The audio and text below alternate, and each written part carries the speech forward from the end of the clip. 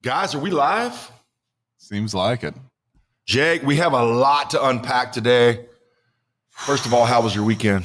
It went pretty well for a little bit, but obviously with a little bit of the outcome that came on Saturday with the Bows, it was bittersweet. It was nice to have college football back, but I will say it was not something fun to go to bed to. Yeah, I was watching most of the Nebraska game from my cell phone. Wife and I took the daughters to a birthday swimming party, so I was sequestered off in the corner. Yeah, probably the only dad there. Yeah, and watch the game. And we really need to unpack that and go over Scott Frost's potential crazy season, another crazy season in Lincoln. We had aired an episode, our first inaugural episode, on Friday, and we aired an excerpt of an interview that JR and I did with DeMarcus Ware, who graciously gave us some of his time. We didn't have a lot of people view that episode Friday, so we want to get in and break down these games, and we've got a lot of good notes and things to go over. But for those that didn't get to see the DeMarcus Ware interview, we're going to cut to that and replay it and hopefully get it up on some views. Go on here and like this video. It's on YouTube, and help us out, okay? Let's go to that video, guys. Let's show them DeMarcus' interview. Guys, I want to welcome former Dallas Cowboy, Super Bowl winning player with the Denver Broncos, an all-time great guy, DeMarcus Ware, to the show. DeMarcus, thanks for joining us today. Hey, thank you guys for inviting me on, man. I'm excited to be on the show and being the first time with you guys, man. I think it's going to be great. I love it. So I want to get right into the questions because it's raining in Dallas. If you guys can't see in the background, we all have got things to do. You played a long time with the Cowboys, and you won a Super Bowl with the Broncos. I can list off a ton of names on there, but you played with some really big players, a lot of big personalities. Could you narrow it down to who your favorite all-time teammate was and maybe why? I think it's one of those things, man. You can look at phenomenal players. I mean, Jason Witten, Tony Romo, Larry Allen. I mean, you can name so many other the greats that I played with, Von Miller. But to me, it's like the people that are with you on the field, but also off the field, but also, again, after you retire, those are your friends. Those are the people that, stick to you like glue. And my guy's been Brady James. I mean, we're like brothers. We're close, man. And when I first came in, he mentored me, and we've been buds ever since. I honestly never would have guessed that answer. I love it. And that's why we have you on here today. I'm a diehard Cowboys fan. I'm almost 50. I know full well who all the guys you played with were. That's a great answer, and I think it's going to surprise a lot of people. Jake, what do you think? Yeah. I think that's huge. I mean, that type of thing, when we get to talk and ask these questions, like, we don't understand all the intricacies, the ins and outs of what makes a locker room, right? So that is great to hear. I do have another question. As a former Rainbow Warrior myself, a University of Hawaii alum, Aloha Stadium, very near and dear to my heart. I the best memories I have in college football is at that stadium. Now, you being a 9-time Pro Bowler, I wanted to ask you, what was your experience like, from start to finish, taking that trip overseas, experiencing the locals and just Oahu in general, what was that like for you when you got a chance to go over there? You know what? Hawaii was like that place that you can go to when you always think about vacation, when you think about relaxing, when you think about rejuvenation, right? And we got that every single time we went out there for the Pro Bowl. And guess what? It hasn't been the same since. We can go to Florida, we can go to Arizona, we can go to Vegas, but there is nothing like you saying the Rainbow State. There is nothing like it. So to be able to play out there 9 times and and be on an all-star team and represent the NFL out there in my, Dallas Cowboys or Denver Broncos. It was great, man. And I wish I can get back out there and we can do the same thing again. I'm sure they'd be looking forward to seeing you anytime out there in the 808 state, man. Thanks. Yeah, so I'm going to bring it back over to Randall. One thing that I find interesting, DeMarcus, and you and I have talked about this last time we were on, I don't see you anywhere with guys asking you your unadulterated opinion on the Cowboys. And who can speak better on the Cowboys than a former all-time great? So no sugarcoating here. We're all in Dallas. Yeah. How far can the Cowboys take it this year? And will we be NFC East champs? I think we can be NFC East champs, but it's going to take a little bit more for us to get deeper in the playoffs. From my standpoint, I see a couple of offense and defensive linemen that need to be, filled in and solidified. I mean, that's where it starts at. It starts in the trenches. And right now we've got a couple of young guys in there. Some are playing guard, some are playing, right tackle. We got to make sure we solidify those lines because we talk about feeding Zeke, right? We talk about running the football. We got to run the football to open up, for the wide receivers. We got a couple guys hurt with CD and a couple other guys, and we got to get everybody back healthy. I think that we can win the NFC East, but we've done that plenty of times. And, I'm tired of us just winning the NFC East. That's nothing, right? I mean, that's a great little, trophy. I want to win it all. And to win it all, we got to have everything in place, all the guys on board. And I know that we have that, but it's going to take us to dig deep this season with what we have to see to where we want to be. How involved are you still just in general with the Cowboys organization? Are you got a open door policy at all time? You can go into practice, you can do whatever you want, or do you kind of just keep to yourself on that? It's an open door policy. I can go over there anytime I want to, but I talk to a lot of the guys outside, like either DeMarcus Lawrence or Michael Parsons or, any of the other guys with Smith, the younger guy coming in, the guard, he's playing guard now, the young rookie first-round draft pick. But I mentor the guys outside of here. And they want to do a little bit of training in the offseason. I do that with them.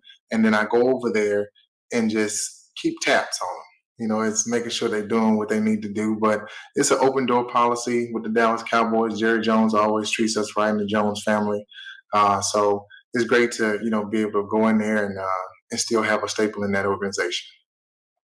Yeah, not only do you have Cowboys over, you've got some guys that are well-known and major guys across the NFL that come into Frisco or Dallas, wherever you're at, to get some DeMarcus Ware love, right? I've seen your social media.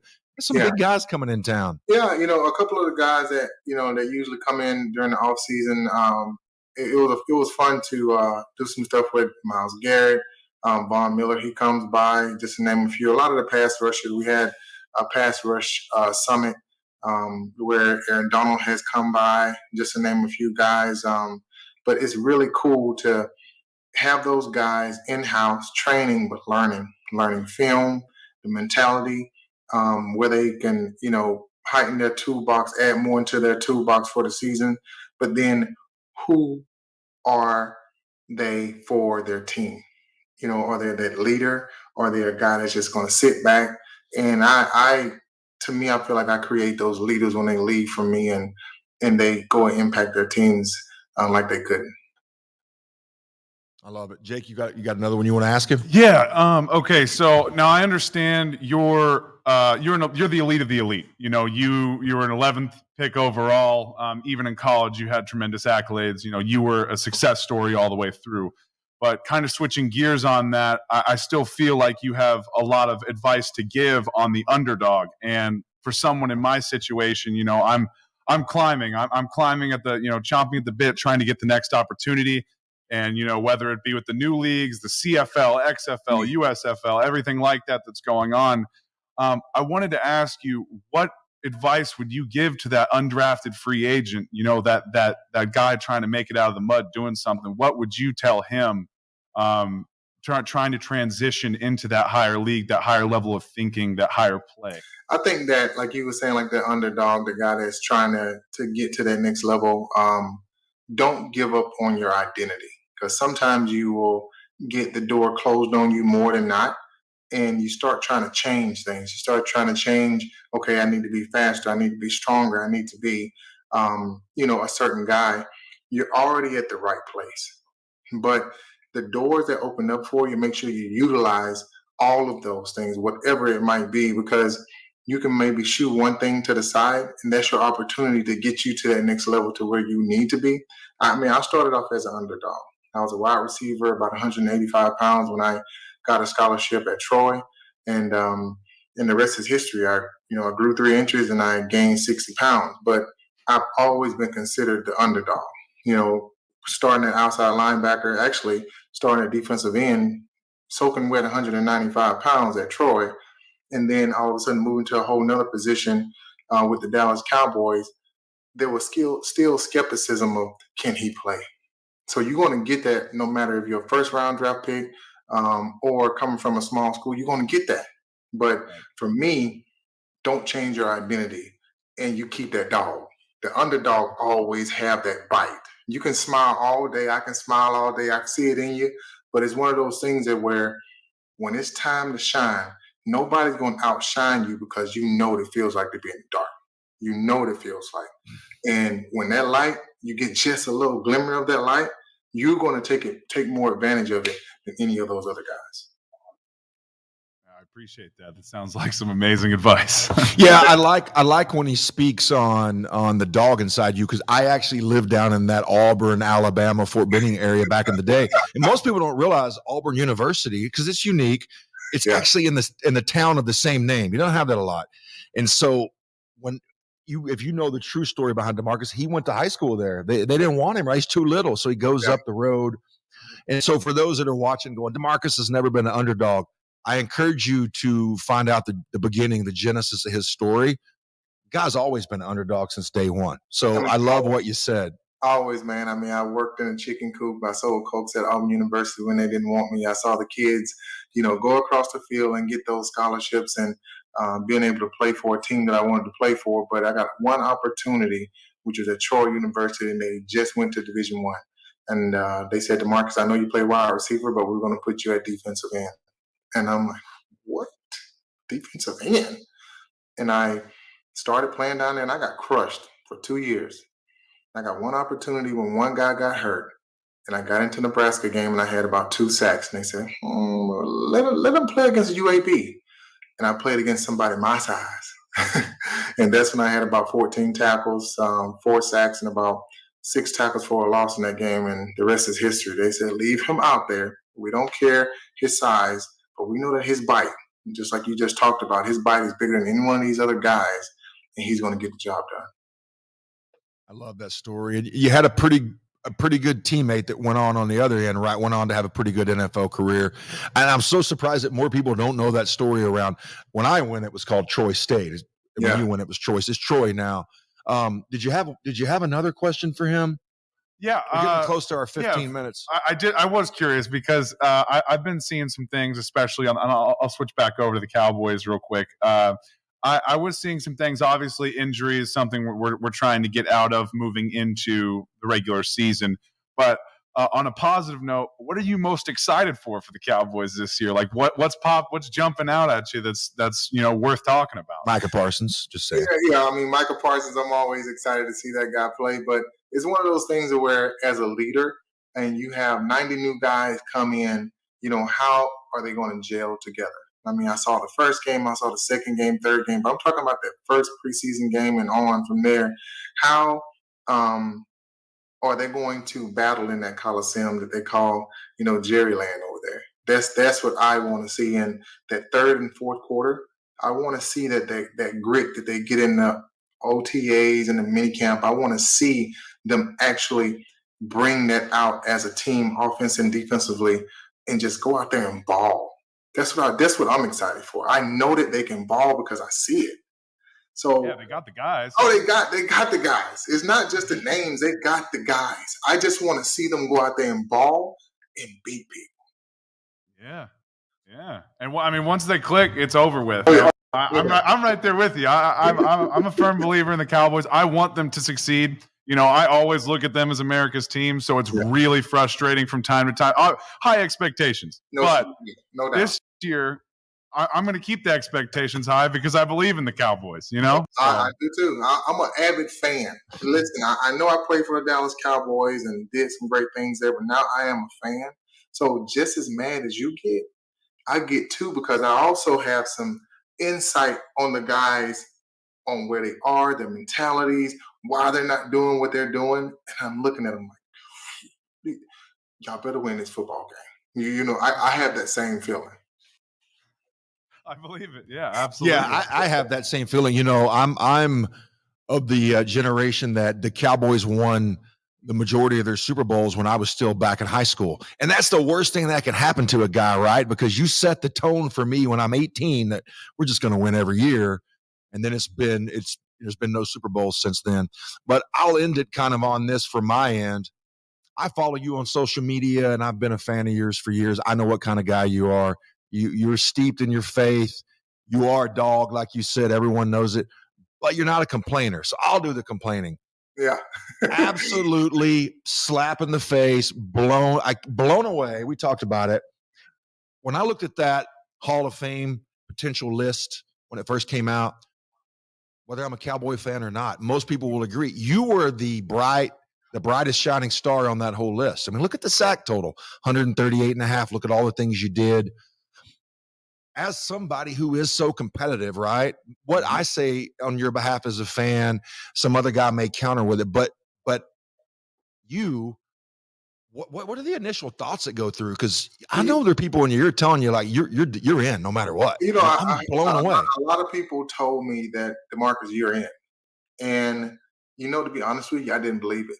The reason why I didn't believe it is I still had that underdog mentality. I've never been given first ever. Nothing in my life. I've always had to work for it. So for me to say that you are first ballot Hall of Famer, yes, I am deserving of that when you look at everything on the paper. But I knew myself that I wasn't going to make it last year. Like, I knew it, because I said it's not part of my story. My story has never given me first. It's always made me work more for what and who I am. So now this is an opportunity for me to really solidify that story, and talking to the people that, you know what, I'm not deserving of first, but guess what? I got first in my heart no matter what, because God's in my life. So I always look at it like that. And when that time comes, that time comes. Yeah, and as a fan of yours and somebody who follows you, right, I knew that was going to be your answer. So again, like I said, let the guys like me throw around the mud about I can't believe it, just totally blown away. And even my grandpa's like, you got to be shitting me. Are you kidding me right now? What's going on? But next year's your year. We'll leave it at that, right? You got one more question? I'll be the one to say you got snubbed, man. That's what I what you said. I won't say what? I'll just stay back. I'll just stay back. Yeah. I'll just be all right. Yeah, but hey, I'm a big fan myself. Seriously, thank you so much for everything. You're back. Well, we got six viewers on live right now. Most of our audience is going to come back and watch it, retroactively when it's archived. I hope you enjoyed the DeMarcus Ware piece that we aired again today. We aired it on Friday. DeMarcus was gracious enough to come on and talk with JR and I. But moving past that, JR, 4 words, man. College football is back. Couldn't be more excited right now. I mean, this is what everybody's wanting, man. You wait all year for something like this. Absolutely. I think most people think I felt like we're jumping right into the Nebraska topic, and everybody's beating that drum, and we're gonna hit it too. But let's get a little more near and dear to your heart, where you played D1 football. In case you're wondering, guys, his jersey's hanging right behind him, and he's got the shirt on today. Yeah. So, You see, I wanted him to show it. Yeah. Yeah. Obviously, went to Hawaii, and this past week that's awesome. This last week, that just goes and that describes exactly how this past week was for me. Yeah. So basically, we had a huge lopsided victory with Vanderbilt. That game was 63-10. Just notes off that, man. Like the start of the game looked really promising for the Bows. They limited a lot of they stopped a lot of fourth downs. They looked like they were doing pretty well defensively. And then come by the end of the second half, we had about 20 seconds left. The Bows got the ball back.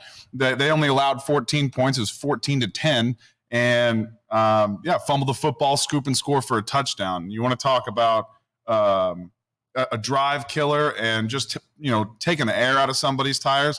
That's basically what it was like. At that point on, they just let it happen to them. They had 35 unanswered points in the third quarter, and it was just an ass whooping.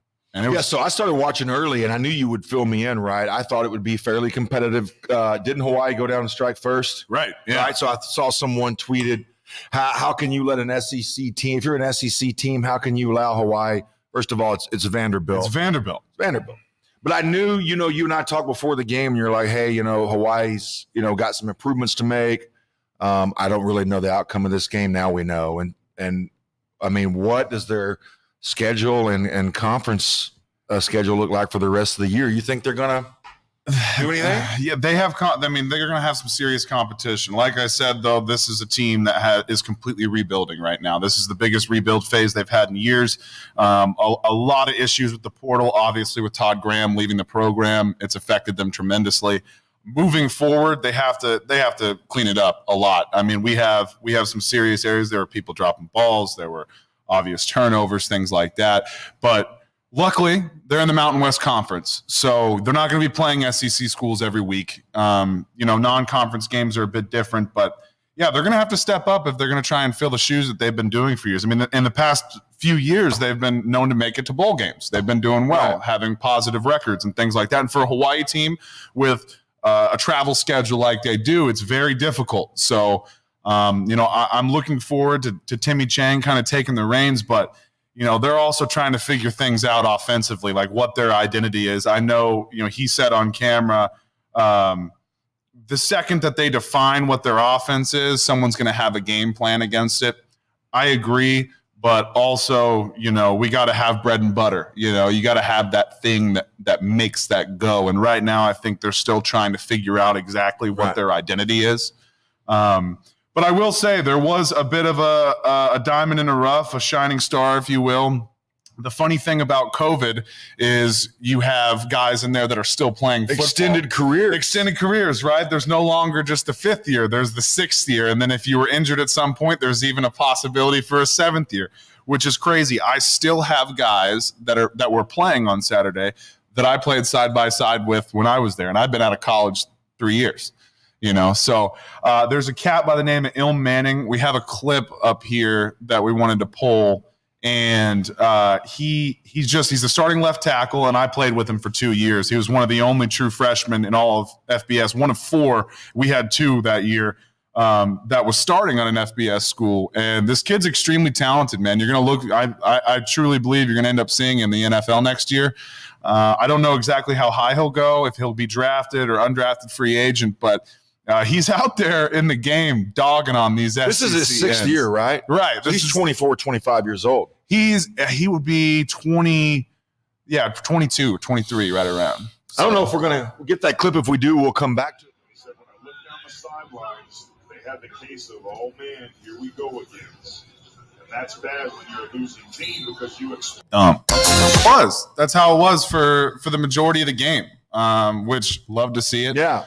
So that's a positive. For those of you, we're in Dallas. A lot of our viewers know that we're in Dallas. For those of you who are wondering, like, hey, these guys are covering Hawaii. What's going on? Because Hawaii doesn't get a lot of coverage, even in the national.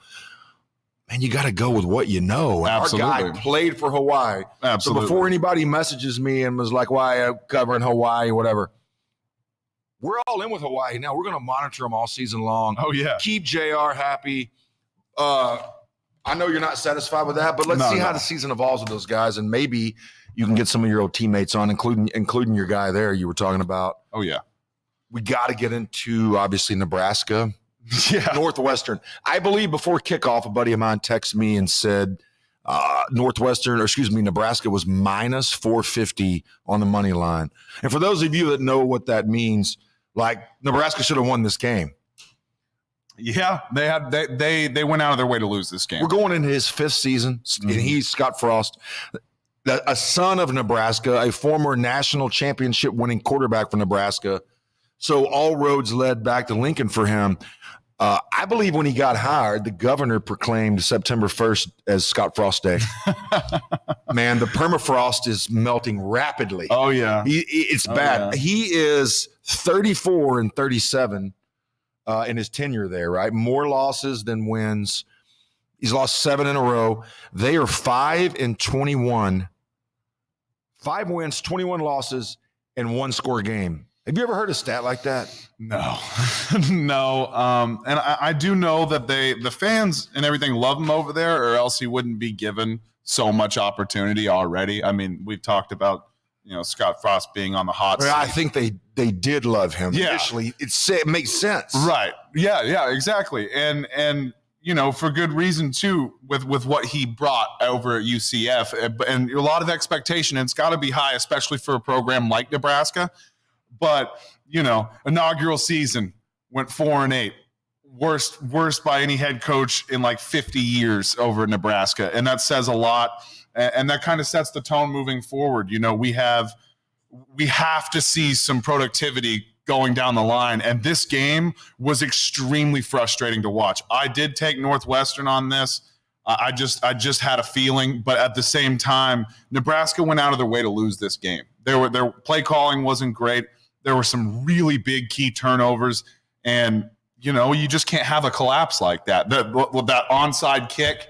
I mean, yeah, the score was, I think, because they were such a favorite, and because Frost is on the hot seat. He's had an absolutely horrible tenure. There's no other way to describe it while he's been there. It's frustrating for him. Again, he's a son of Nebraska.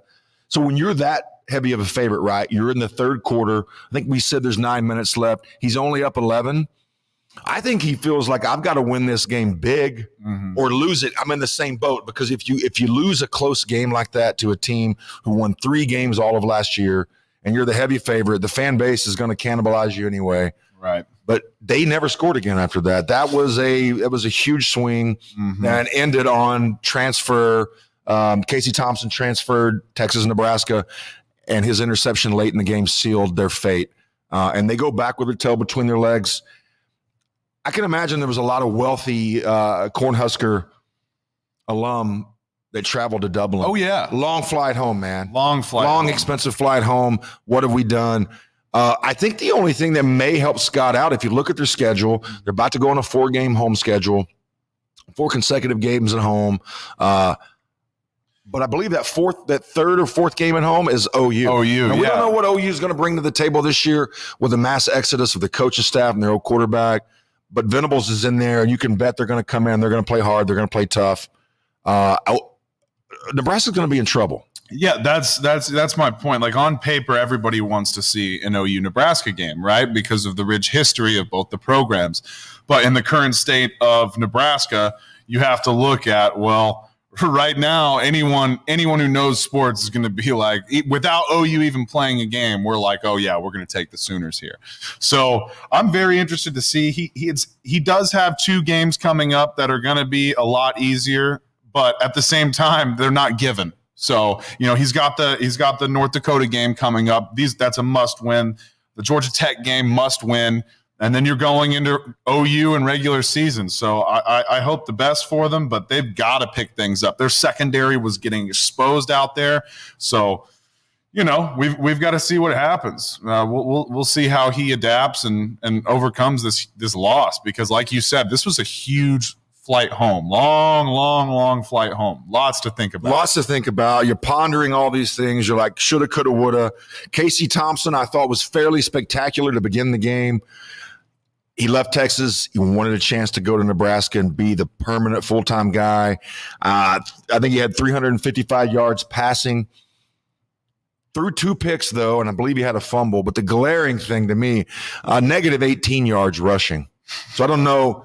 Like I said, I hate to admit that I was at a birthday party this weekend with my little girls, and I was sitting in the corner again watching the game. Should have been at home on the couch. I couldn't really hear anything watching it from my phone. The eye test, he looked pretty good early, but some of his mistakes did end up contributing to that defeat. Where do you go from here? You leave Texas, you go in, you're playing for a coach that everybody, within the program thinks he's still got a shot. But moving on to this week, we could talk about Nebraska. Everybody's talking about it, but moving on, what big game sticks out to you, JR? Well, the number one for me is Notre Dame versus Ohio State. I mean, I have 2 of my picks for the playoff contention. I have 2 of them going head to head right now. Basically, the likely top 10 teams. This is going to be a big debut for Marcus Freeman. This is technically his start to the beginning of his tenure there, and I'm excited. I'm super excited. The thing I'm looking forward to the most is everybody's talking about Ohio State, that offense. And I can't wait to see it, because they're getting challenged week 1. And everybody, you yourself included, like you said, you think Notre Dame's overrated, right? So yeah, I tend to say that on the yearly, though, with them. And to me, when there's always a coaching change at a major program like that, like Brian Kelly or not, he has had some success. Obviously, that's why he's at LSU now. He was a successful coach, but their independence, I don't know. They're overall the litmus test for them. If they win this game, I think the national perspective on them will change. My personal perspective will change, but it's more like, I think the consensus for non-Irish fans is that they've been given ample opportunity and gotten in the playoffs and play, and they come up short. Right? They've never just delivered that knockout punch that says, hey, we're back like those teams of the 80s. So a lot of big games coming up. This one will be exciting. If you ask me right now what I'm going to bet on the game, I'll have to peek at the spread. It's going to be Buckeyes. Yeah. And I don't even have to look. They've got to be the favorite, right? Yeah, they are.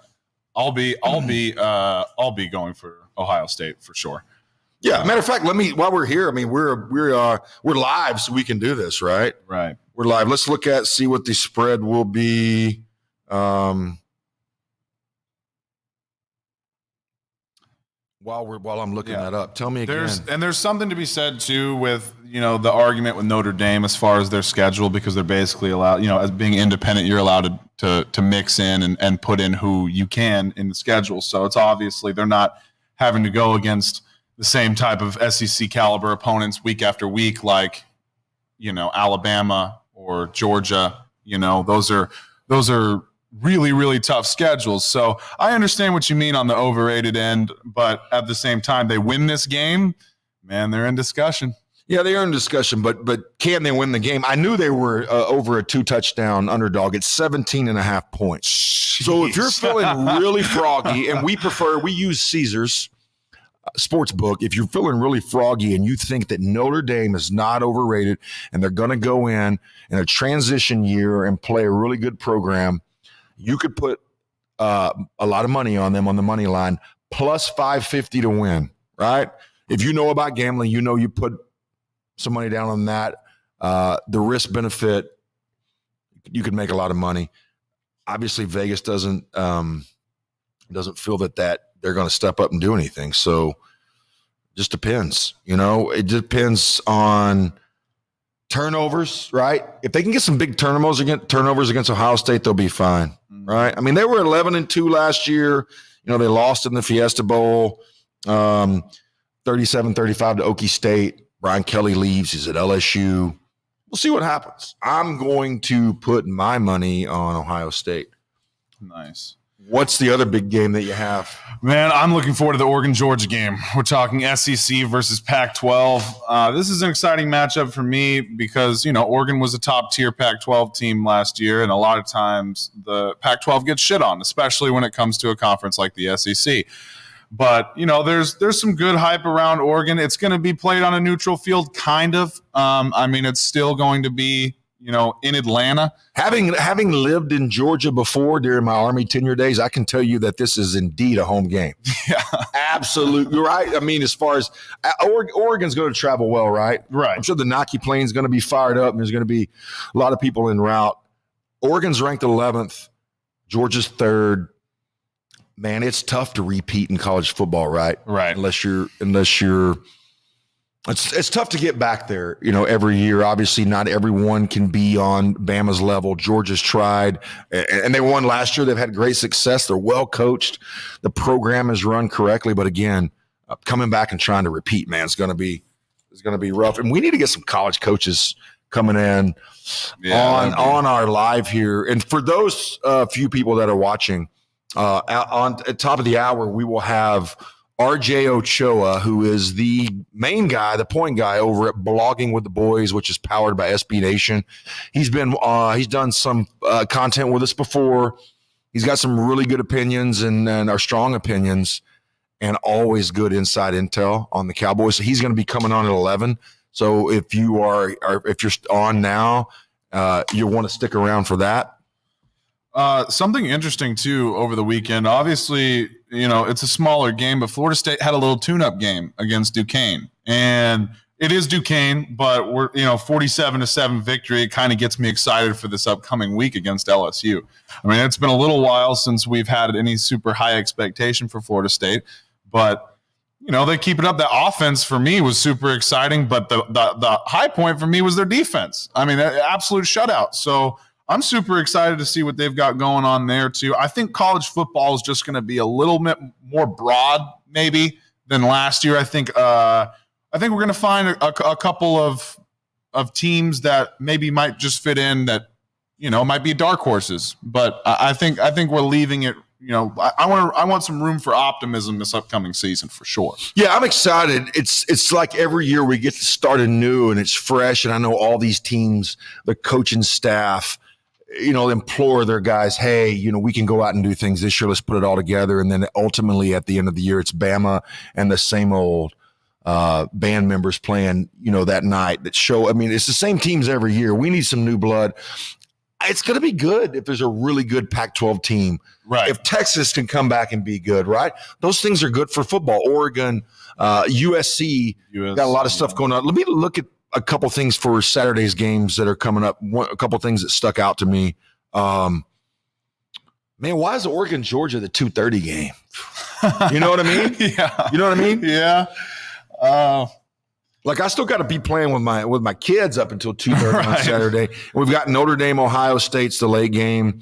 I get it. As far as national exposure, that's got a bigger magnifying glass nationally than maybe they're thinking Oregon and Georgia are. But 2:30, man, is early. Then you've got who else do we have in here? Number 7 Utah versus an unranked Florida team. Yeah. A Florida team has struggled. What's glaring in that? Utah's only a 3-point favorite. Right. Yeah. I'm pretty excited with the quarterback and the running back over there. The quarterback at over there at Utah, they've got Cameron Rising, the running back, Tavion Thomas. That was a team last year that did exceptionally well. They pretty much had Oregon's number last year. That was the other team in the Pac-12 that was really worth noting last year. I like Utah. I think they're big, tough, and physical. This upcoming year, this is a huge test. Quarterback's got a sweet mullet and mustache combo going on. I know, most definitely going to get a sweet NIL deal, maybe from a I don't know, a Great Clips or something. But he could do Troy Polamalu and Patrick Mahomes head and shoulders. Yeah. Let's get this guy an agent. That's amazing. But once again, Pac-12, SEC, like that's super, super exciting. Those arguments are always going to be out there, but it's nice to have games that will just show it right there. You'll find the answer at the end of the night. So that's exciting too. And then another game I wanted to talk about, what were your thoughts on Cincinnati at Arkansas? I mean, Arkansas, to me, that is a huge dark horse team. I really, really am interested to see what they do. I'm a big KJ Jefferson fan. I'm curious to see how he does, but there's a lot of hype surrounding him. But Cincinnati, they have their starting 5 back, and that's huge. They're older guys. They're vetted guys. We're gonna see how they play against, but at the same time, no year is the same, right? So could last year for Cincinnati have been the for that program, and then they just fizzle out? We'll see. But Arkansas, man, that's a tough opponent, and it's at Arkansas. So at Arkansas, I always consider Arkansas, and nothing against the fan base or the fans. They're going to do 2 things, right? They're going to play A&M pretty close in their annual matchup, and their fans are going to have high expectations, and they're going to lose a lot of games in the SEC. But you brought this up to me several times that you think Arkansas has a chance to maybe shake it up a little bit this year. I agree. Yeah, absolutely. It's about damn time. They have all of the tools to be successful, and now they've gotten their feet wet enough in the SEC to where there really shouldn't be such lopsided scores. So I'm interested and eager to see how that's going to work out. But, preseason, which means, almost nothing, if nothing, they're talking about being a top 25. So, there's a lot of room here for some optimism. They are ranked 19th. So other people maybe are seeing what you've been seeing before, are coming into this. I honestly, we're doing a sports show, but I'll be honest, I haven't paid attention to Arkansas.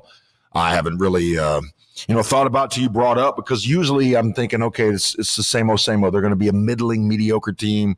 I'm looking back at their record last year. Sam Pittman right there.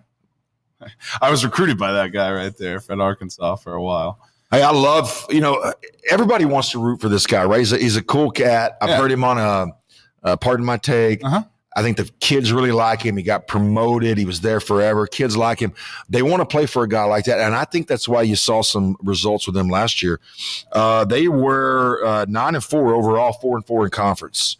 And again, they're all, they beat A&M 20-10. Those games are always exciting. We will be at that game here in Dallas. Week 2, we will be, or a few of us will be in Austin for when Bama comes to town. Excited and for that. That's going to take on a whole life of its own next week as we talk about that game. We've got a mobile podcasting studio that we take out and put out there. But I know, again, to remind those that just joined, we've got RJ Ochoa. He is the head guy, the tip of the spear over at Blogging with the Boys, which is powered by SB Nation. RJ's a friend of the show, and we've talked with him before. He's coming on top of the hour to talk about the state of the union of the Cowboys as we start entering that last phase before we play Mr. Tom Brady and those Tampa Bay Bucks. So I know we're going to get into that. But you're big on Arkansas. I'm looking at their record last year. So, okay. They beat Texas, right? They beat A&M. They were blanked by Georgia 37-0, right? They lost to Ole Miss 52-51. They lost to Auburn 38-23. They beat Mississippi State. They lost to a really struggling LSU team last year in overtime, 16-13. I remember watching this game, they only lost by a touchdown to Alabama in a high-scoring game, 42-35. For 2 SEC schools, that's a pretty high-scoring game. Right. And then they beat Mizzou.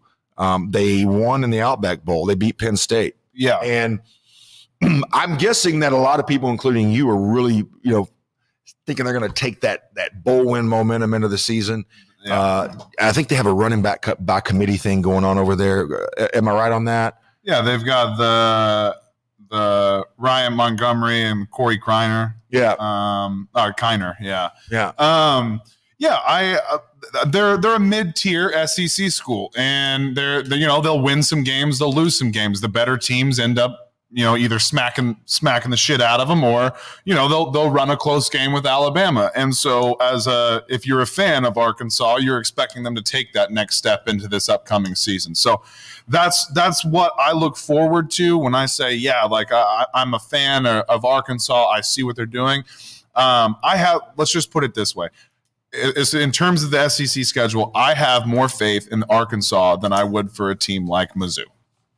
So, I'm very curious to see how they're going to elevate their play in this upcoming season.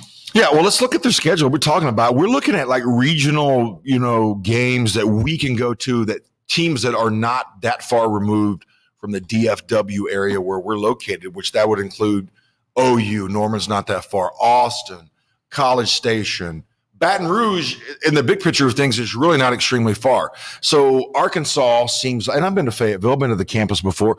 Arkansas, it's a fun town. I mean, the college town, right? I feel that they have a huge amount of fan support, and they fans just want to win something, right? Right. So I know they were really pumped, and I hate that we lost, but we played good. But you can really look back at that Bama game last year, lost by a touchdown. I remember that game. I know the fans are excited about it. Let's look at their schedule coming up that they have going on now. It's going to be – that's why I love live, on a non-traditional media. I can just look at my phone and I can drink my Red Bull and we can cuss and say whatever we want to do for all 10 people that are watching. Let's go back a sec. Let's go back to the Arkansas schedule. How we looking over there, guys? Everything flowing right? Fantastic. I hate to keep looking at. Okay, here we go. We're going to start with Cincinnati. All right. Since we're talking about Arkansas, start with Cincinnati, South Carolina, Mississippi State. It gets pretty serious for them week 4, right? Think about this. Think about this for Arkansas. As you say, this could be a year where they pivot and make some big moves. They play Texas A&M. All right. And they play Alabama back-to-back. Both of those are home games for them. They're at Mississippi State, at 25th ranked BYU, at Auburn, Liberty at home, LSU at home, Ole Miss at home. Man, that A&M, there's a lot of expectations nationally and in College Station for A&M. Yeah, they just named their quarterback. Yeah, talk to me about that. They just named their quarterback. Yeah. Haynes King's been named the starter. Okay. I think Jimbo, traditionally, he doesn't care about waiting till the last minute. He's known who it was going to be. Remember, Haynes got hurt last year, missed the season. After coming in from Longview High School, state championship pedigree kind of guy, big expectations. I know he's a big, good-looking, athletic kid. My daughter was in class with him at A&M last year, before and after he got hurt. I know it was a bummer for them. But I think Jimbo thinks he has his guy, right? And they see something in him that they're going to put him out there and let him go. Good. Yeah, I'm glad that as a coach, I would prefer that they try and establish their identity, sooner the better.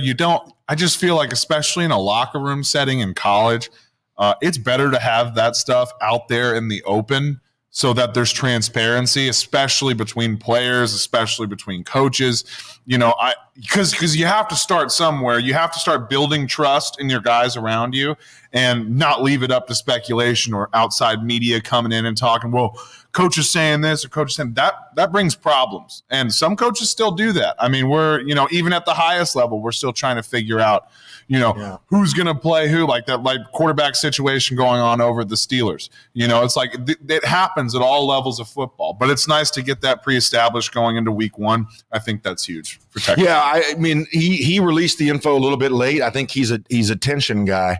The argument could be made that it's good that these guys may not know until the end because, first of all, they're 2 unproven guys. Right. And we name you the starter 3 or 4, 3 weeks before the season or 2 weeks before, and your backup absolutely starts balling out in practice. Now we got a problem. Yeah. I would have named him before because you're right. The team needs to know, would like to know.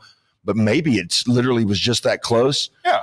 Or maybe Jimbo's just playing mind games, doesn't care, and he wants his guys to always be on edge. Right. We have, a reporter or someone working for us there in the field that's going to start hopefully getting some information back from around the team from some of the players. And again, my daughter goes there, so there's no way in hell that we can't talk about the Aggies on here all season. Absolutely. I know we're getting close to top of the hour. To remind you, RJ Ochoa from Blogging with the Boys is going to jump on with us. We're going to talk about the state of the union of the Cowboys as we enter the season. The good, the bad, the ugly. What else was going on?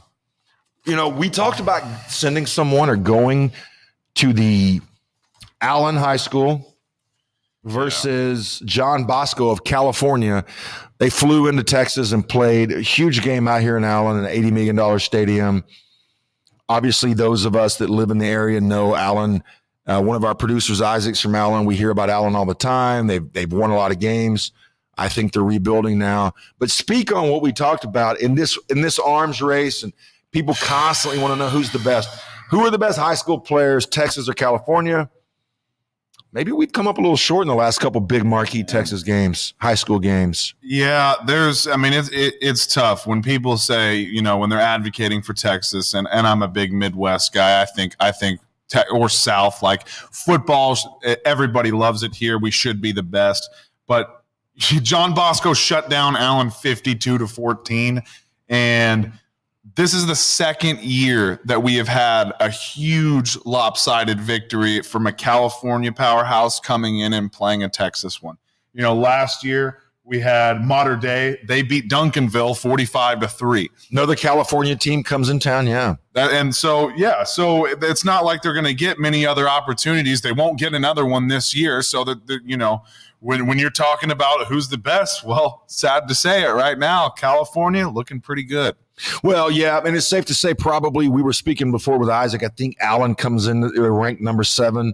It's it's not exactly like number 1 every year when Kyler was here. Right. Obviously, the players are important. It's cyclical. Allen has been on the top for so long here in the state. Maybe it just wasn't their year to play with these guys, but it is intriguing. It is. This team comes all the way in and flies in from California. Young guys, the excitement of it. But they've won before, and I'm sure they're used to traveling. I'd like to know when Allen scored those 14. Were those mop up? Were those not mop up? Were those end of game trash TDs, or did they score early? No, they scored early in the game. They had a big drive at the start of the game, and it looked somewhat promising. But they also, there were just a lot of costly mistakes, turnovers, and things like that. And then obviously moving forward into the game, I think it was third quarter, John Bosco's pulling their starters out, and they're already getting everybody in there. So if that's the case, there wasn't – when you pull your guys, and I've been in several games where that's and there's always a chance when you pull your starters, you can start making a comeback and things like that, to where you have to, which the worst thing to do is have to put the guys that you just pulled right back into it. But this was not the case for this game. They were down for the count, and that just kind of went that way. But there were other games, notable games. South Lake Carroll took on Eastwood. Carroll won 66-14. Duncanville played South Oak Cliff. They won 23. Duncanville won 23-10. I don't remember the score of. I told you about an upset when I came in this morning, but New Braunfels upset Denton Ryan. Oh, okay. I would have to check the score on that. Yeah, and I just know I read the headline. Mm-hmm. Obviously, we focus on majority college and football and NFL, but being where we are located, there's no way we can't talk about exactly high school football. And actually, we have some of the number one, top level of recruits in the country. They come in here. We've had them in talking to some, current NFL players, how to navigate NIL deals. So we care about those really big Texas football games. Again, we're getting very close. A matter of minutes before RJ Ochoa from Blogging with the Boys is going to join us. You're going to want to stick around for that. He's given us content before. He's got really good insight. Our guys will let us know when he jumps on. I don't really talk about preseason much. I never watch it. I do know that the Cowboys won this weekend. We're making final adjustments, but I got a pretty good kick this morning, seeing it reported that people are like, Aaron Rodgers didn't play a preseason game. Keeps doing it since 2018. Right. Does it make a shit whether or not he plays? Absolutely not. Aaron Rodgers is an elite of the elite quarterbacks. He's a top 3 the best quarterbacks in the league. I think they need to stop worrying about Aaron Rodgers throwing to rookie quarterbacks in the preseason and worry about receivers catching the effing football. I don't care what him or Tom Brady or Pat Mahomes do in the preseason. I'm not worried about it. And I don't think people should get too bent out of shape on it either. These guys are established. These guys are franchise tag players. Expect what you should out of them.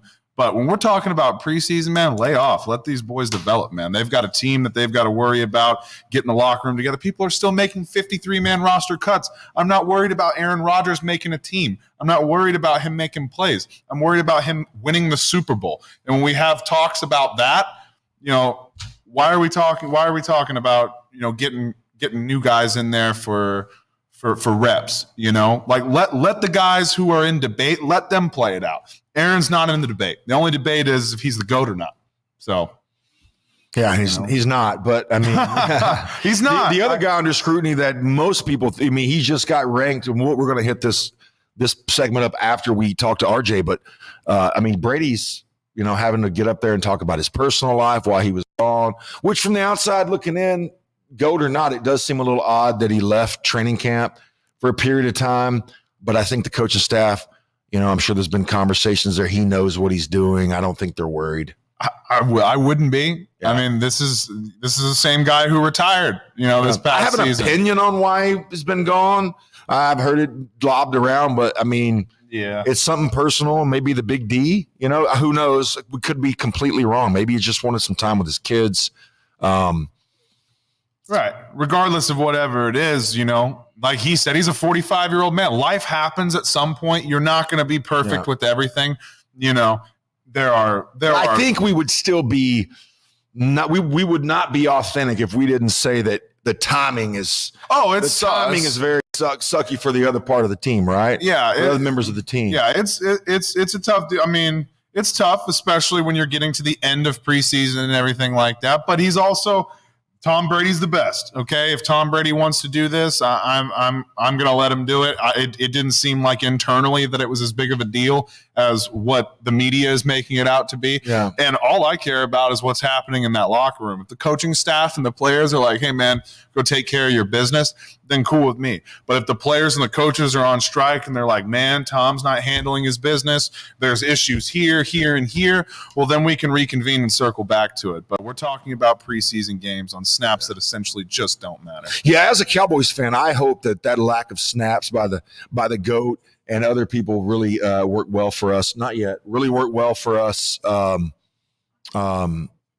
we play them first game of the season. Absolutely. All right, you can bring RJ in. RJ, let me put my earpiece in. Give me a sec. We were just transitioning from another segment. So for those that are watching, RJ Ochoa is the tip of the spear over there at Blogging with the Boys, powered by SB Nation. He's done some content with us before. One of my favorite guys to see on social media and online, talking about the Cowboys. And RJ, thanks for coming on the show, man. Of course. I'm going to leave very quickly and come right back. My internet is being a jerk, so give me 30 seconds. I'll be right back. Go ahead. What did he say? He said he just needed 30 seconds. Internet's being all. Sorry, guys. We're live, and I didn't get my earpiece put in earlier. We're going to join RJ here in a second.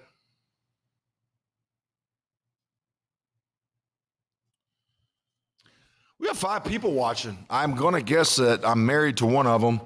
One of them probably gave birth to you. Probably. And maybe a couple of Tyler's friends. I see somebody who looks like Braxton. Turn my dog Tyler up. Hey, Tyler's killing it, man. Good dude right there. I love the support, man. If y'all have any questions too, any type of stuff that you want to see or comments, to feel free to comment down below, because we'll be able to see them directly, and we'll be able to touch up on the things you guys want to talk about. So. Yeah, can't promise we do it because we're neophytes and barely know what we're doing in the first place. Right. But we'll give it hell, right? Yeah, right. RJ must going to be dialed back in. Said something was wrong with the internet. Anyway, we will let's jump on a well, we don't want to get off. We got quite a few people watching on here. We can move on. Let's throw up the logo we have or the graphic of the top 100 players that's peer voted that just came out.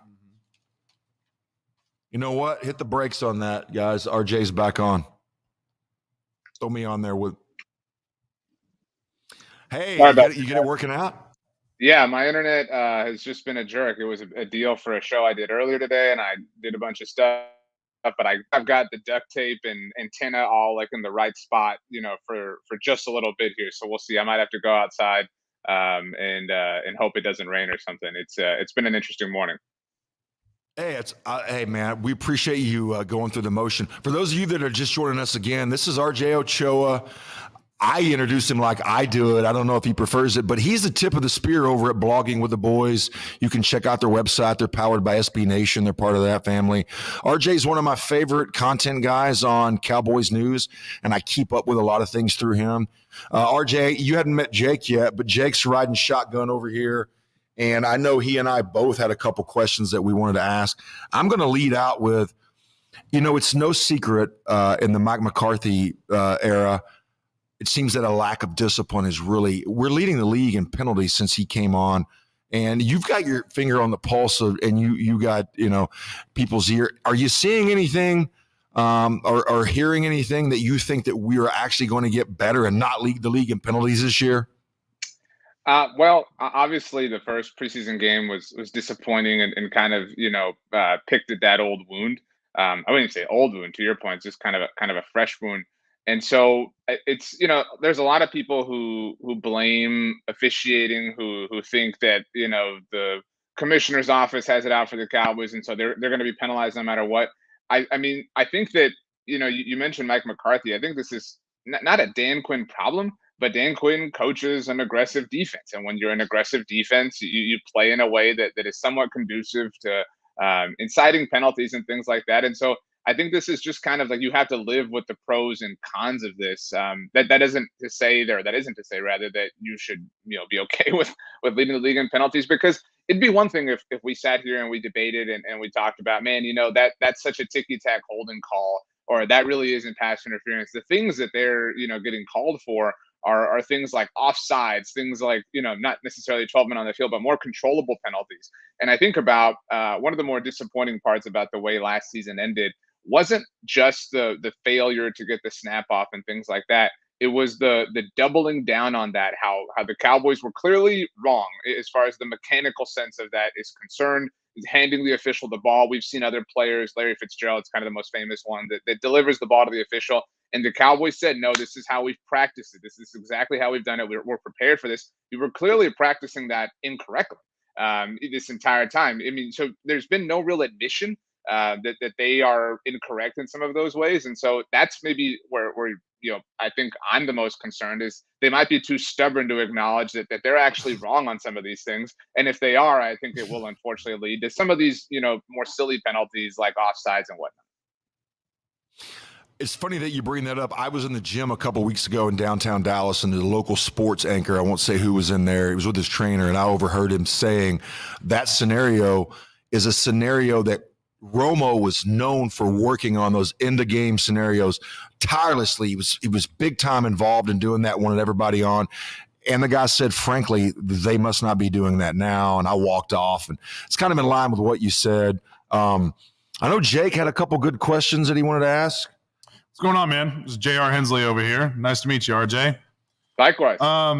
So I want to kind of address like the elephant in the room here. There's some plaguing injuries surrounding the Cowboys right now. Everybody talks about it, whether it's receiving core or within the front with Tyron Smith, and things of that nature. So I wanted to get your opinion as a big boy myself.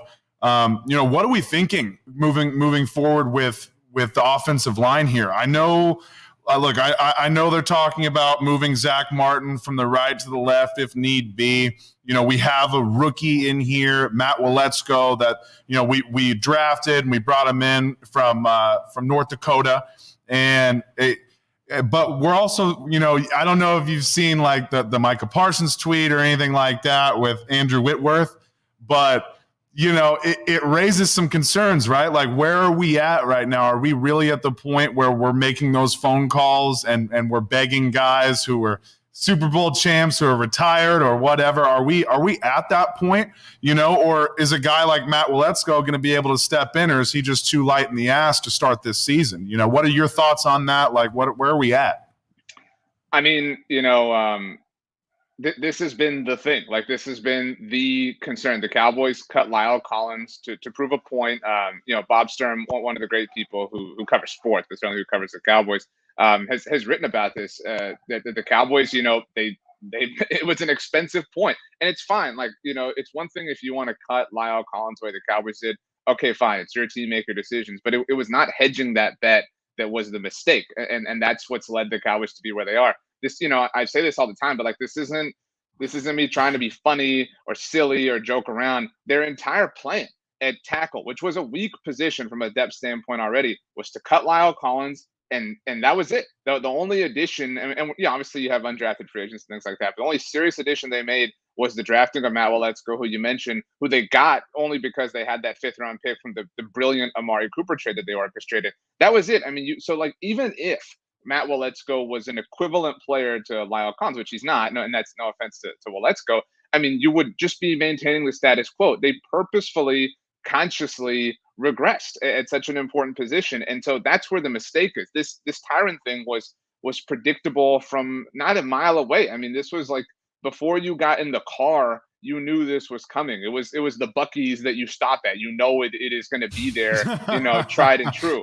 And so they did not prepare for that. And it happened to happen, obviously, in camp and in the preseason, but maybe some people thought it would happen later on. He had missed time 6 years in a row prior to this season. So you can now call it 7. And now they're foolishly, hoping, praying that he's going to return. And what if he doesn't? That, like, they're, hope is it's very infamously been said that hope is not a strategy. And so you're right. Maybe Andrew Whitworth will, unretire and play for this team. You guys introduced me as somebody who, and thank you, by the way, for somebody who's good at creating Cowboys content. That's all they are. Their Cowboys are content now. The Cowboys are literally content for Andrew Whitworth in Amazon Prime's debut broadcast. Let me throw out the Cowboys and right. and the blog and the boys and sports reports and things like that. We'll talk about it. And I don't know how they can feel satisfied with this. I mean, that's not even to mention wide receiver. Again, they traded away Amari Cooper. Fine, he pissed you off. Cool, so be it. But you cannot just, expect to draft Jalen Tolbert, who we're all excited about, and have everything be fine. It doesn't work that way. There's no.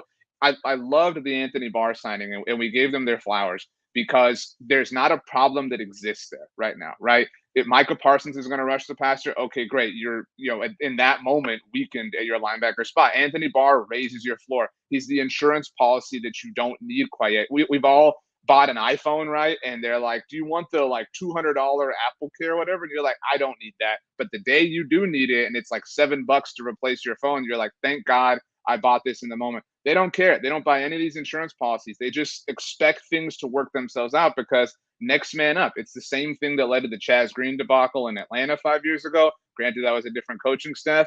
I don't buy that they're just trying to tank and trying to lose. That logic has never made sense to me. I think they're just really bad at this. And I think that every move to this point kind of shows that. The problems they're facing aren't problems. They were predictable things that they purposefully didn't get solutions for.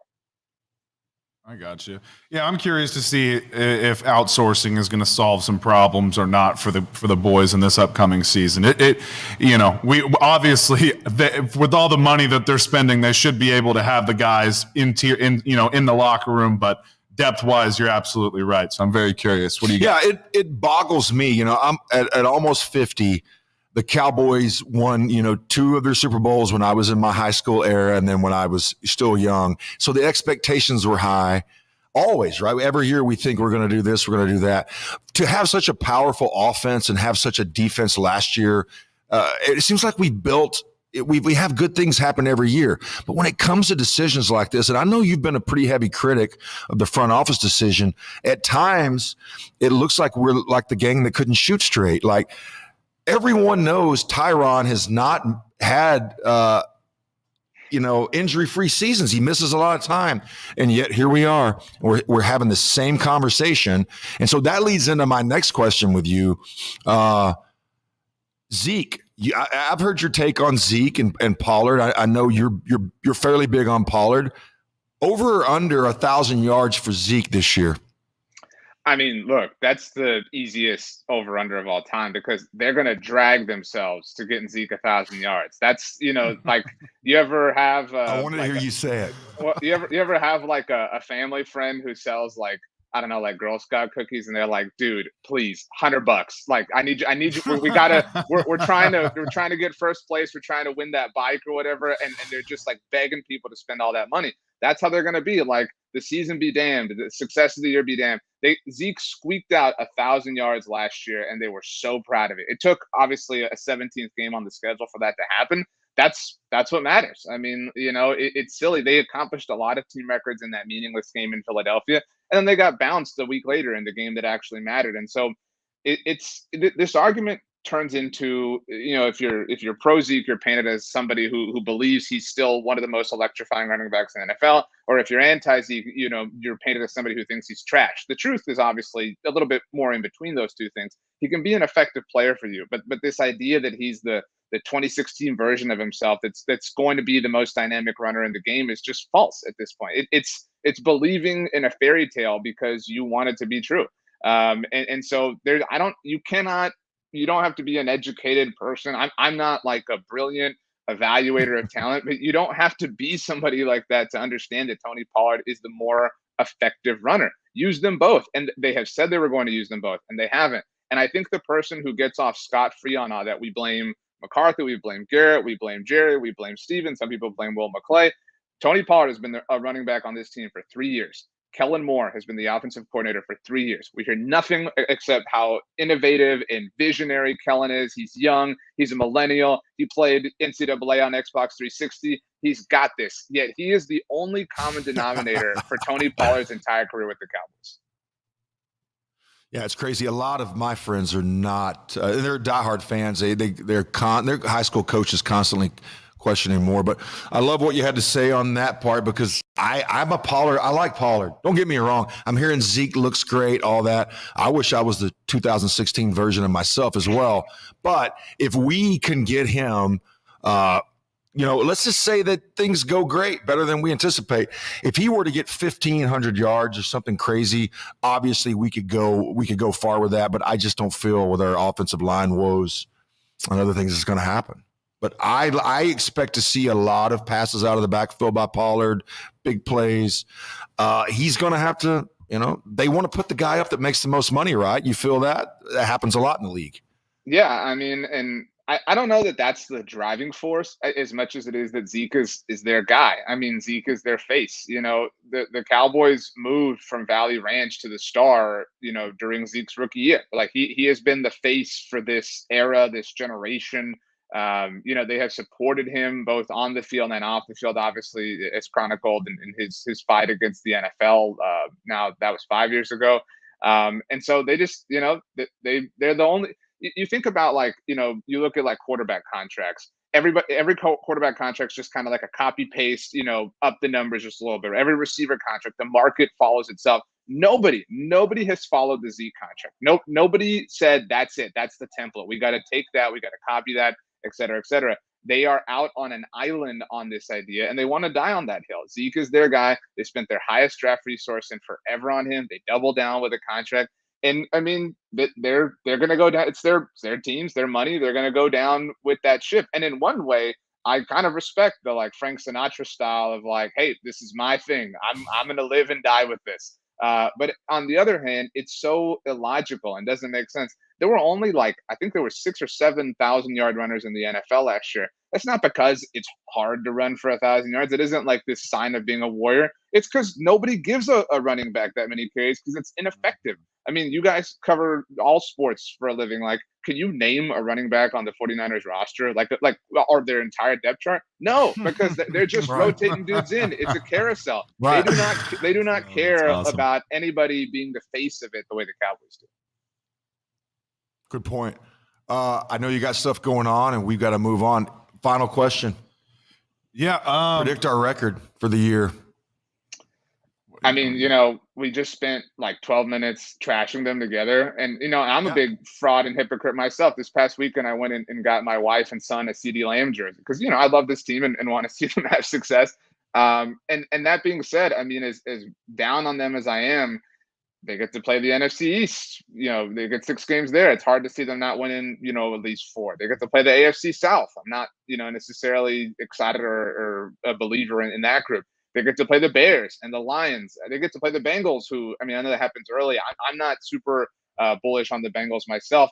If you talked over-unders, if you told me the over-under is 10.5, I really do struggle. I think their floor is somewhere around 10 wins, just based on competition alone. But they are a team that has had an absolutely insanely difficult time repeating success. They haven't been a playoff team in back-to-back years since 2006 and 2007. They haven't won double-digit games in back-to-back years since 1995 and 1996. The NFC East hasn't seen a repeat champion since 2004.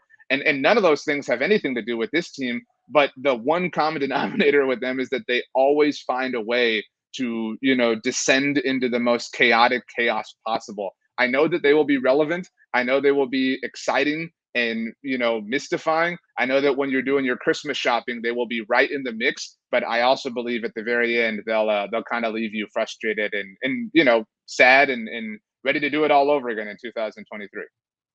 Right. Yeah. Don't get me wrong. I have talked to Zeke personally at some Mav games and stuff. I'm a Zeke guy. I like him a lot. I want him to play well. I want him to come out. Dak. I think you and I have this in common. I'm a big Dak guy.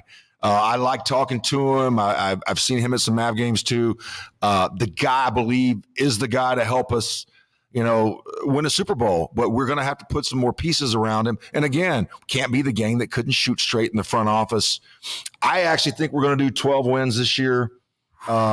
It just feels like when there's so much crap going on that somehow at the end of the year we come out and win some games. Truth will be told, somebody came on, by the way, and said, great guest. I think they probably follow you. We'd love to have you come on, week 2, week 4, every now and then. And hopefully you get to come back on. And I said 12 wins and we're sitting there at the end of the year, but who knows? Hey, I would love that. Whenever you guys want, let me know. You have my info and stuff. I'm a big fan of what you guys do. And so, let's do it. Let's hope that all this was just a bunch of wasted time. You know what I mean? That's what I would love more than anything, is that I just sat here and whined and complained and moaned and groaned. And then I get to, make a big old crow, like a brisket, and I'll just cook it overnight and I'll just cut up pieces for all of us to eat. Actually, I love it. Are you going to be in town for the Bucks game? Probably not. No, like I said, my son is 9 months old, so this is our first kind of full fall together. So we're going at it that way. Obviously, working from home is a lot easier now than it was a few years ago. So I'm fortunate that I'm able to kind of handle things and be dad at the same time. I have 4, man. Family first. Yeah, no, I mean RJ, it's a lot of fun. It's amazing. Thanks for coming on. We're a big fan of yours. Keep doing what you do, man. Thanks, Likewise, man. guys. Y'all have a great week. You too. Hey, let's go into a break for a little bit, okay? You want to throw up your you guys have a video from the Star. Is that something you want to throw up now? Is it ready to go? Let's just go to commercial break first, and then. Well, we don't really have commercials, but Yeah, my bad. we can go to the timer. Yeah.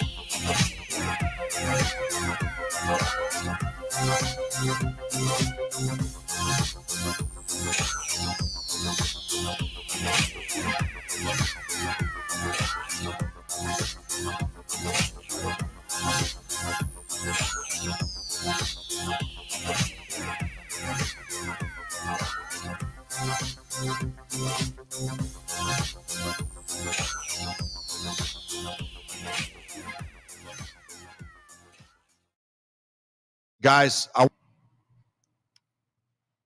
we're back after that little couple-minute break we had. Thanks again to RJ Ochoa with Blogging with the Boys, powered by SB Nation, for joining us. He's going to be a regular guest talking everything about the Cowboys.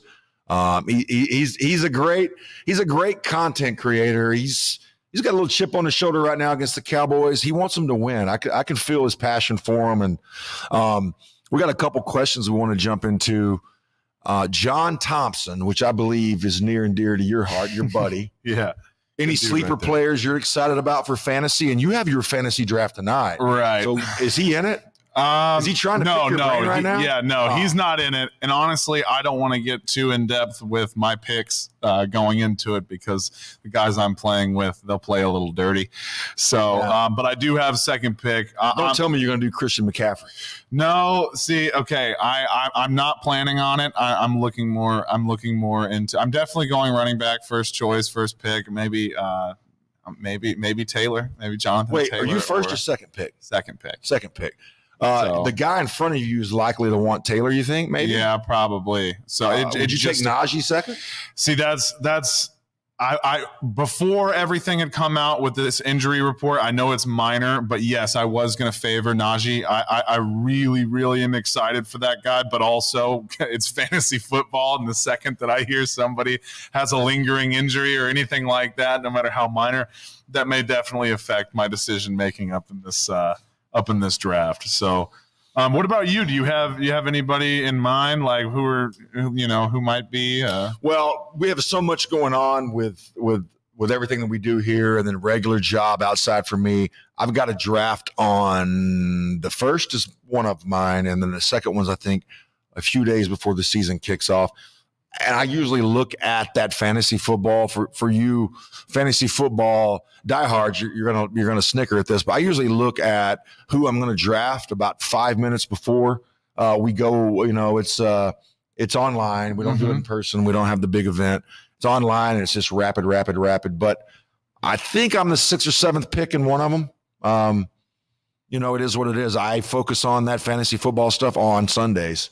Nice. I don't really do many trades throughout the season, and that's probably why I had never won one. But what else are we going at this week? What are we talking about? What do you have on? What do you and the guys have lined up that we're putting together content-wise? Well, right now we're going to show, especially coming tomorrow's show, we're gonna clip up and show everything that we experienced over at the Star. We got a lot of man on the street interviews and things like that from this past weekend. Now, in this upcoming week. Now, what was going on? For those who don't know, tell them what's going on. What was going on at the Star last week? Yeah, so First Take came by and had a live show right there at the Star in Frisco, which is right where I've been training at this whole season. So I got word of that, and we came through, and it was just completely packed out. You had Cowboys fans and people who didn't like the Cowboys, but basically it was like a 2-hour session of Stephen A. shitting on the Cowboys, and it was a lot. It was entertaining. But Jerry shit back on him. Yeah, and that was really great to see too, because I mean. You want to talk about in-person appearances from Jerry Jones? Like, come on, man! Like, yeah, man. Coming in a helicopter. You and Tyler got some really cool footage. Matter of fact, you guys put a TikTok up of how the producer reacted when Jerry told Steven he was a fraud. And I think that thing's hovering at like 600,000-700,000 views or whatever. Excuse me. I do know that we have some stuff coming up with. We're going to go to UT week 2. Trying to think of any big high school games we have here. A little birdie told me that you're working on possibly getting a player that's been really exciting for the Cowboys in training camp. I don't know if you wanted to kind of tease that maybe. Think he's coming on? You think you got this guy coming on maybe? Yeah, we there's a lot of plans moving forward in the future as far as getting the athletes in here that are big in the name, that are up-and-comers especially. So we have somebody in mind, especially in the Cowboys range. I won't get into it too much, but we have some interviews and things coming up that I'm very much looking forward to. It's nice to know how small the sports world is, and you wouldn't believe just playing with one guy or what leads you to another. I mean, I had a running back last year who was his name is Vontae Sapp Lynch, and he was the little brother to Marshawn Lynch, and so that's how I had met Marshawn one other time, but I never expected to like really get to be around him. And surprise, that's just like a casual thing, and that type of thing happens all the time in sports. No matter what level you're at. So very excited on that. I won't tease it too much because obviously I want to get that locked in there. I don't want to say anything that would be off from what we're trying to do. So right. I'm with you, man. I'm pumped about what you're bringing to the table. This is what I also like about go back to JR's. Put his camera on JR. I like that we're non-traditional media, so I could say this. The backdrop of downtown Dallas looks pretty kick-ass right there in the mirror. Unreal. Right? And we've had people come in the studio before and they love the view. Anyway, wanted to soak that up for a sec. Back to the comments, your buddy John says he took Christian McCaffrey previous 2 years. He's looking really forward to someone else making that mistake this year. He's like the third guy I've heard say that. And watch him, because there's been so much of that sentiment that I've seen floating around, like don't take Christian McCaffrey. He's been breaking hearts last few years with injury. He will absolutely ball out this year. Yeah. It's the way it goes, right? Right. People are going to pass on him. So you should take him maybe. I'm just saying. Interesting. Yeah. Johnny boy, we'll see. Like I said, I don't want to put anything out here because, fantasy football, there's some malicious intent in there, anything to get the edge over the other guys. So, right. Trying to think what else we have going on this week. I keep bringing that up. I know we're all four of us, JR and I and our 2 production guys, we're going to eat sushi immediately when this is over. So that's exciting. I know we want to have, for those of you that didn't see our excerpt, if you're just getting in, you can go back and watch this when we're done recording live at the beginning. We have DeMarcus Ware, an interview he graciously gave you and I. Matter of fact, there was talks about DeMarcus coming on as a semi to a permanent host. I haven't given up hopes on that yet. DeMarcus's involvement would change the whole trajectory of this company and what we're trying to do. He's obviously a dream guest, an NFL legend, but he has agreed to come on, once a week maybe, or every couple of weeks during the season, update us. He got some strong opinions on the Cowboys, and he's on the inside track with Micah Parsons, some of the other guys, and he has a few ears in there. And any insight DeMarcus can bring with us, man, and bring that $1 million smile he's got. We'd love to have you on, DeMarcus. I know he told me he was going to be watching the live, so. Yeah, he's really good with he's really good on the camera. Very big people person, but also he has the accolades. He has the history of who he is, obviously on the football field as well. And that's kind of the point. That's why I'm here in general too. Is we my goal and our goal, we want to have athletes on here, current and former, who have made big impacts in locker rooms throughout the years in the NFL or in college football. We bring an opportunity, an outlet to allow players to really talk and discuss what those stories or those things were like that maybe in a non-conventional media, wouldn't. We're not going to ask you about, what commercial you did over here or whatever. We're gonna talk about the hard things. We're gonna try and get some inside information that the typical sports fan probably wouldn't know or would never get the opportunity to ask. So that's what's beautiful about this. Yeah, and people didn't get to, a lot of people obviously didn't watch our inaugural episode last Friday. It was our first live. Plan on going live. Current time slot's going to be 10 a.m. to 12 Central every day. JR is a permanent fixture here. Hopefully, sometimes you hear about these supermodels and they're like, yeah, I was plucked from obscurity when I was 15 and I was in the mall with my mother. JR is, to me, going to be a big guy in media. People like him. He's friendly. He's got a good contact list. He was plucked from obscurity via Instagram. So there's some similar parallels between you and supermodels there, right? I guess that's the only time I can imagine me with supermodels. But what did you think about Geno Smith winning the starting quarterback job over Drew Lock? Man, it feels like to me Geno's been playing for 20 years, I swear. You know what I mean? You're not wrong. You're not wrong. I mean, the guy, he can win games. But his overall career record is 19-26. It's almost been a decade since he was drafted. There's obviously a lot of talks as to, is this guy going to be a permanent for us, or is this just, we're going to love him for now? I'm super hopeful, but, talking about Seahawks. And I just, for the life of me, can't remember. I mean, the Seahawks lost their quarterback who'd been there forever. It was their whole identity, let Russell cook, or maybe that never came to fruition. It will feel extremely weird to see Russell Wilson wearing a Denver Bronco uniform. I don't know how well that's right. Yeah, it's an experiment that may work out well for them. I think that maybe Seattle and the coaching staff probably thought, hey, it's maybe time to move on, get another QB in. We'll see. We'll see if he can have some of the same results that Peyton Manning had when he left the team he had been with and was the benchmark there for them and left and went to Denver. I'm not so sure the outcome is going to be the same with a Super Bowl victory, but that's why they play the games, and there's something every year that surprises us in the NFL. Not so much surprises us in college, right? We usually know who the 3 or 4 up top is going to be. Look forward to expanding that college playoff, but hopefully we get some big guests on. Most of our guys are going to come on remote, but I know we're trying to get Dak and some other people on. I think we're trying to work out a deal. We're talking, or we've submitted an NIL request to have Quinn Ewers come on a regular basis, maybe a Monday morning quarterback thing from UT. We'll report back on that and let you know how it goes.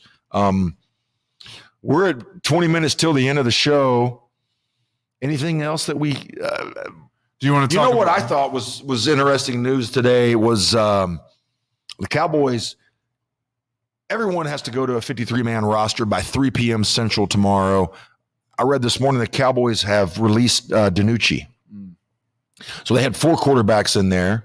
Greer, Rush, Dak. I'm assuming they're saying Rush is number 2, Greer's number 3, and they let DiNucci go. I'm a DiNucci fan. I know he's working with his clothing brand. We have some of his clothes here, the caps and shirts they've been selling. I don't know what else is going on with the Cowboys. Trying to think. Any big events here local going on in Dallas this week? This week, not that I know of. Anyone knows anything, messages, right? Yeah, absolutely. Yeah, that'll be something we'll be on the lookout. Obviously, everybody's securing that 53 man, right? That's the most important thing going into week one. I don't know, where do you think he'll land now that he's released? Like, what do you think his, I don't know. I like DiNucci a lot from seeing him on Hard Knocks and things like that before, and I think he's a cool guy. I don't know if he has a big enough body of work to land somewhere, but the quarterback position is intriguing because there are guys that have made, obviously long careers out of being second string and third string quarterbacks. So we'll see what happens with him. My guess is that he will remain here in the DFW area. For his sake, I know he wants to go play somewhere, but he's got the clothing company going, got some roots set down here. Ben, if you're watching and you're not going to get picked up by anybody, you could be the new host of this show. You'd be in here on the daily, right? Right. Yeah. He can peel back the layers and let us on the inside of the current team. Right. Which we always say this as we are a startup. If we can't be big here in Dallas, we will not have a big footprint nationally. Right. Anything we can do here locally is going to help us out. I think probably what's going to happen today, because we've got to do some pre-production stuff for our show for the rest of the week. I think we're probably going to cut it short today. I know we've got to run and do a few things. Final thought on the day? Man, just college football's back. I couldn't be more excited. I think, this is just a broad horizon. We're going to see some really big things over the week. We're going to have a lot to talk about, especially leading up to it this week. But just expect to see the sports report at your nearest campus, because that's how it's going to be. We will be on tour this year, looking at some of the biggest games, especially in the Texas area. But also we're going to be branching out and trying some new things. So just be ready for that. Be ready for some content being uploaded.